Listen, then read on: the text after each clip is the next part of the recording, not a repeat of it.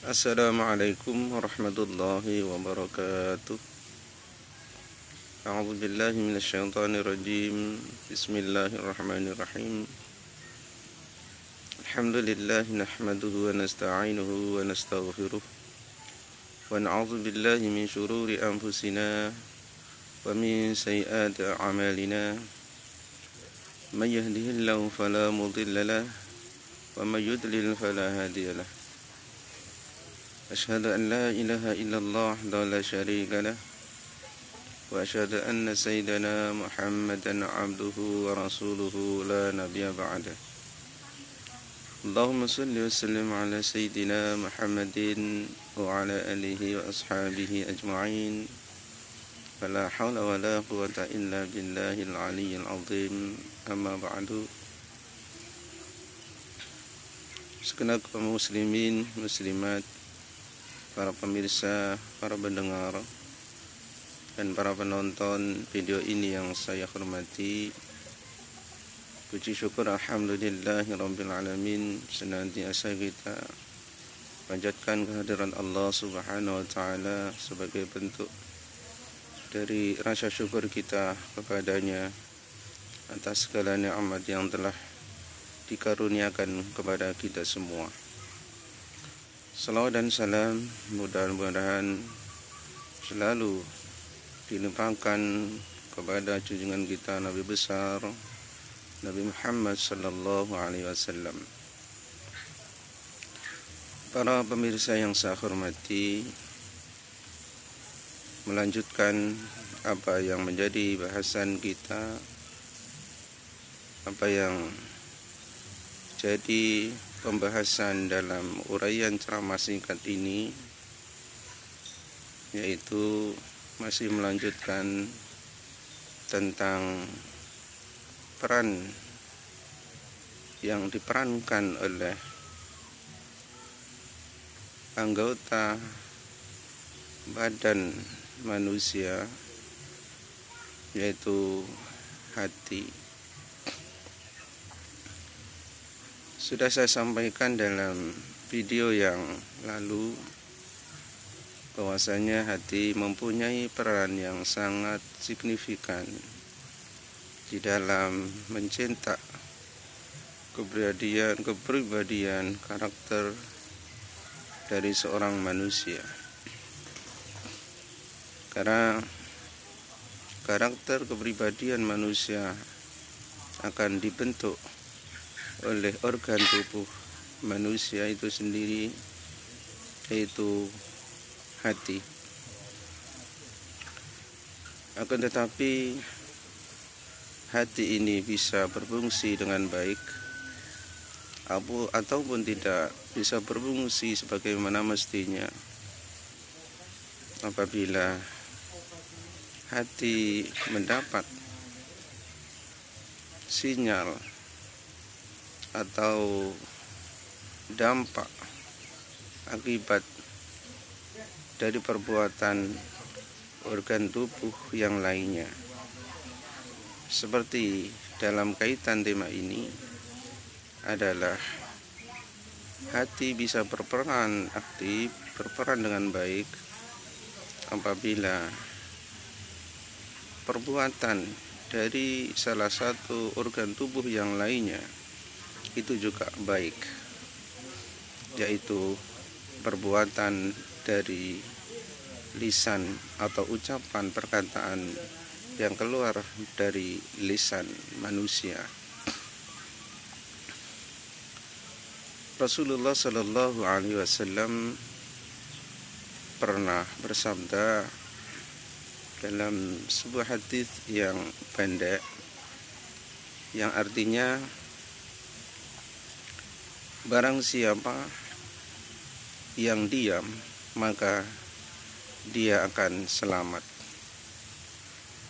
Artinya keselamatan hati, peran dari hati dengan peran yang positif apabila apa yang diucapkan oleh lisan ini selalu mempunyai makna dan hikmah bagi orang yang mendengarkan, bagi orang yang diajak berbicara, bagi orang yang diajak untuk berkata. Mu'adz bin Jabal pernah bertanya kepada Rasulullah Sallallahu Alaihi Wasallam tentang amal ibadah, apa yang paling utama. Kemudian Rasulullah Sallallahu Alaihi Wasallam seraya mengeluarkan lidahnya sambil meletakkan jari-jarinya di atasnya, kemudian berkata, sesungguhnya kebanyakan manusia masuk ke dalam neraka disebabkan karena perbuatan lisan. Kebanyakan manusia yang masuk ke jurang neraka itu kebanyakan mereka tidak mampu mengendalikan perkataan dari ucapan-ucapan maksiat dan dosa. Oleh karenanya kebanyakan manusia, kebanyakan umat Rasulullah Sallallahu Alaihi Wasallam, di mana mereka kebanyakan masuk neraka dikarenakan semua perkataannya, semua ucapannya mengandung dosa dan maksiat kepada Allah Subhanahu wa taala. Sehingga Rasulullah Sallallahu Alaihi Wasallam pun bersabda, "Man kathura kalamuhu kathura saqatuhu. Man kathura saqatuhu kathurat dhunubuhu. Wa man kathurat dhunubuhu fannaru aula bihi." Yang artinya barang siapa yang banyak bicaranya, maka akan banyak kesalahannya, dosanya. Barang siapa yang banyak dosa kesalahannya dari lisan, dari perkataannya, maka akan banyak dosanya. Dan barang siapa yang banyak dosanya, maka neraka layak untuknya. Rasulullah Sallallahu Alaihi Wasallam memperingatkan kepada kita semua, kepada seluruh umatnya, agar supaya bisa menjaga, bisa mengendalikan ucapan lisannya dari kesalahan di dalam perkataannya. Rasulullah pun menganjurkan kepada kita semua agar supaya kita tidak membuang-buang apa yang kita ucapkan, memperbanyak ucapan perkataan kita, akan tetapi di dalamnya tidak ada hikmah, tidak ada kebaikan yang terkandung di dalam perkataan-perkataan tersebut. Maka bisa saja, dan itu kemungkinan besar, seluruh ucapan, banyak dari perkataan kita, itu kemungkinan besar akan ada salahnya, akan banyak kesalahannya dari ucapan-ucapan perkataan tersebut. Bila perkataan kita yang keluar itu kebanyakan yang salah, maka secara otomatis itu pun akan mengandung dosa. Kita akan menanggung dosa dari perkataan-perkataan kita yang salah. Maka ketika dosa-dosa kita banyak disebabkan karena ucapan-ucapan perkataan kita yang terlalu banyak kesalahannya, dosa, maka layak bagi kita adalah neraka. Na'udzubillahi min dzalik. Oleh karena itu, dengan adanya sabda Rasulullah Sallallahu Alaihi Wasallam ini, di dalam banyak kesempatan Abu Bakar As-Siddiq radhiyallahu anhu di dalam banyak kesempatan selalu memasukkan batu ke dalam mulutnya agar supaya mulut, lisan tidak terlalu banyak untuk berbicara. Inilah perhatian Abu Bakar As-Siddiq radhiyallahu anhu mengenai ucapan lisan. Maka kata Rasulullah sallallahu alaihi wasallam di atas, barang siapa yang diam, artinya tidak banyak bicara, maka dia akan selamat.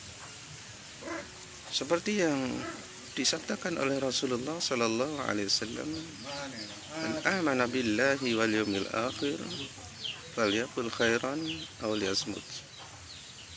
Barang siapa yang beriman kepada Allah, percaya kepada Allah bahwa Allah zat yang akan membalas dari semua perbuatan-perbuatan manusia, wal yaumil akhir, dan percaya dengan adanya hari akhir, bahwasanya hari akhir adalah tempat di mana Allah membalas dosa-dosa dari semua perbuatan-perbuatan yang dilakukan oleh manusia di masa hidup di dunianya.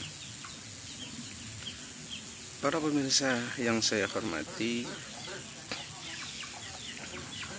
lalu kemudian apa bahaya dari perkataan-perkataan yang selalu tidak mengandung hikmah dan manfaat bagi yang lainnya?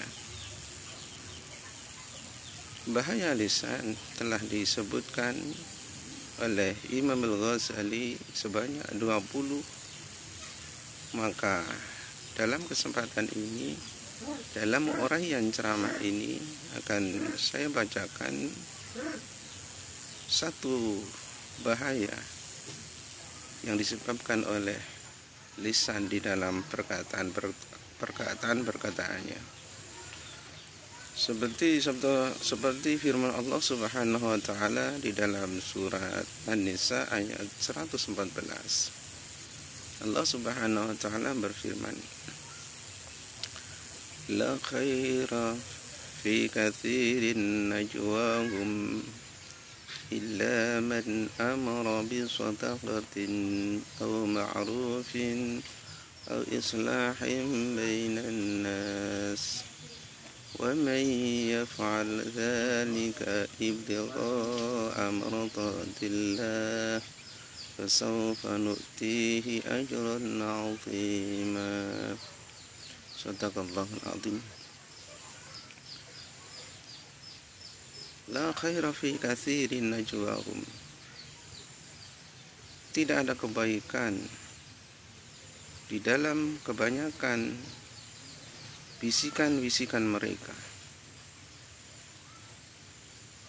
illa man amara bi shadaqatin, kecuali bisikan-bisikan orang yang mengajak, menyuruh orang lain untuk memberikan sedekah, atau ma'rufin, atau berkata yang benar, atau islahim bainan nas, atau mengadakan perdamaian di antara manusia. Wa may yaf'al dzalika ibtigha'a mardatillah, barang siapa yang melakukan demikian dengan mengharap ridha Allah, fasawfa nu'tihi ajran 'azima, maka kelak aku akan memberinya pahala yang besar. Allah Subhanahu wa taala berfirman, dari kebanyakan perkataan-perkataan manusia, dari kebanyakan bisikan-bisikan, omongan-omongan, ucapan-ucapan manusia, itu tidak mempunyai kebaikan sama sekali. Seluruh yang kita ucapkan, apa yang kita ucapkan, semua yang kita omongkan, kata-kata yang keluar dari lisan kita, semuanya tidak ada kebaikan menurut Allah Subhanahu wa taala. Kecuali orang yang mengeluarkan ucapan yang keluar dari lisannya adalah merupakan atau berupa ajakan, suruhan, perintah, nasihat kepada orang lain, untuk memberikan sedekah. Artinya, kecuali perkataan kita yang mengarah kepada sebuah nasihat kepada orang lain agar supaya mereka dan kita semua untuk rajin, untuk biasa di dalam melakukan ibadah, yaitu berupa sedekah atau sedekah, memberikan sesuatu kepada orang lain hanya untuk mengharap ridha Allah Subhanahu wa ta'ala, atau berupa ucapan-ucapan, perkataan-perkataan yang mengandung kebaikan. Apa batas-batas ucapan perkataan kebaikan? Adalah perkataan yang tidak menyakitkan orang lain, kebaikan yang mengandung atau mempunyai hikmah kepada orang lain, itu berupa nasihat, peringatan, ajakan kebaikan, dan lain-lain sebagainya. Atau berupa ucapan, perkataan yang bertujuan untuk mendamaikan di antara manusia, di antara dua belah pihak, di antara dua orang yang sedang bertikai. Maka dengan ucapan, dengan perkataan kita, dengan perkataan yang mengajak untuk berdamai kepada kedua orang tersebut, kepada kedua kelompok tersebut, maka itulah sebenarnya menurut Allah Subhanahu wa ta'ala adalah merupakan kebaikan, karena di dalamnya ada sebuah kebaikan di dalam perkataannya, yaitu mendamaikan dengan ucapannya, mendamaikan dengan perkataannya, mendamaikan antara dua orang, dua kelompok yang saling bertikai. Maka bagi kita yang melakukan seperti tersebut, berkata kebaikan, mengajak untuk bersedekah kepada orang lain, mengajak atau mengadakan perdamaian di antara orang yang sedang bertikai hanya untuk mengharapkan ridha Allah, maka Allah akan memberikan kepada kita, memberikan kepada mereka pahala yang sangat besar di sisinya, di sisi Allah Subhanahu wa ta'ala. Maka sayugjanya bagi kita semua adalah tidak perlu kita berkata, tidak perlu kita berbicara yang tidak berguna, tidak perlu kita mengeluarkan perkataan-perkataan, ucapan-ucapan melalui lisan kita apa yang tidak berguna. Kita hanya cukup untuk berkata apa yang penting, itu saja. Namun kita sendiri yang bisa membedakan mana ucapan, perkataan yang berguna dan tidak, mana perkataan yang mengandung dosa dan tidak, mana perkataan yang di dalamnya ada hikmah manfaat bagi orang lain dan tidak. Maka kita sendiri yang harus bisa mengukur mana yang baik dan mana yang tidak, mana yang berguna dan mana yang tidak, mana yang mengandung hikmah, mana yang baik menurut orang lain, diinginkan oleh orang lain, dibutuhkan orang lain dari perkataan kita, dan tidak. Kita sendiri yang bisa memilih, memilah, dan mengukur apa yang seharusnya kita katakan dan apa juga yang seharusnya kita tinggalkan. Maka dengan demikian kita akan menjadi manusia yang selamat, karena kita mampu untuk mengukur, menimbang perkataan-perkataan yang keluar dari lisan kita. Maka oleh karena itu, di kesempatan hari ini kita mengajak terutama kepada diri saya sendiri agar supaya mampu dan bisa mengendalikan lisan kita dari ucapan-ucapan yang tidak berguna. Karena ucapan-ucapan yang tidak berguna ini berpengaruh kepada hati kita sendiri.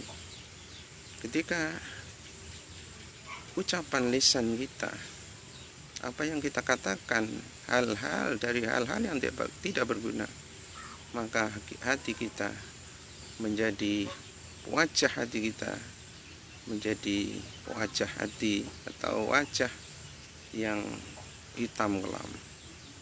Apabila ucapan kita selalu membual banyak ucapan, banyak perkataan yang keluar dari lisan kita, namun tidak ada yang berguna, sia-sia, maka hati kita akan menjadi mati karenanya. Para pemirsa yang saya hormati, demikianlah lanjutan dari apa yang sudah sampaikan pada seri pertama, yaitu masih mengenai bahaya atau fungsi atau tugas atau peran aktif dari organ tubuh manusia, yaitu hati. Apabila hati ini selamat, semua anggota tubuh kita akan selamat. Dan apabila hati kita sesat, maka seluruh organ tubuh kita akan juga menjadi sesat. Apabila hati selamat di sisi Allah, maka kita pun akan selamat di sisinya. Bila hati kita sesat di sisi Allah, mati di sisi Allah, kita pun akan menjadi manusia yang sesat, manusia yang cilaka, manusia yang sengsara, manusia yang merugi dunia maupun akhirat. Demikianlah apa yang bisa sampaikan di kesempatan hari ini. Mudah-mudahan ada barokah manfaatnya untuk kita semua. Amin. Subhanakallahumma bihamdik asyhadu an la ilaha illa anta astaghfiruka wa atubu ilaik. Sallallahu ala sayyidina Muhammadin wa ala alihi wa ashabihi ajma'in. Alhamdulillahirabbil alamin. Assalamualaikum warahmatullahi wabarakatuh.